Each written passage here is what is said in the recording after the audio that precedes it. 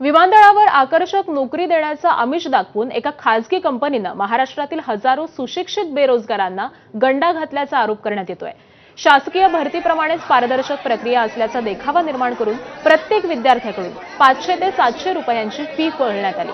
महिन्याला 25,000 रुपयांचा पगार आणि विमानतळावरील झगमगीत नोकरीच्या आमिषाला बळी पडत राज्यभरामध्ये शेकडो विद्यार्थी आज छत्रपती संभाजीनगरच्या उस्मानपुरा इथे एका शाळेमध्ये पोहोचले।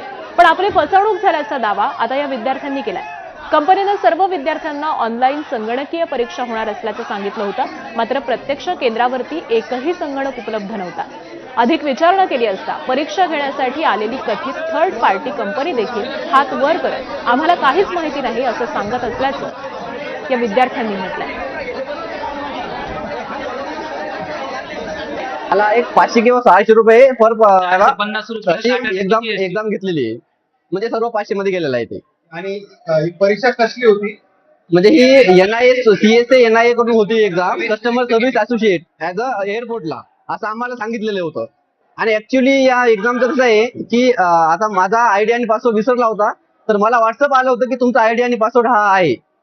म्हणजे ही एक्झाम मला तर नाही वाटत की टेक्निकल कुठून तरी आहे, असं 4-5 लोक याला हे करतायत। ऑनलाईन होणारी एक्झाम हा तुम्हाला ऑफलाईन द्यावं हा ऑनलाईन ऑफलाईन पण नाही, ऑफलाईन साठी सर रोल नंबर लागतील, याच्यावर रोल नंबर आहे माझा आणि इथं माझा रोल नंबर नाही, बेंचवर एक पण काहीच लिहिलेलं नाहीये। पुढची बातमी आहे वाशिम मधून। वाशिमच्या शिरपूर जैन गावाच्या मुख्य रस्त्यावरती जीवघेणे खड्डे पडलेत। वाहन चालकांचा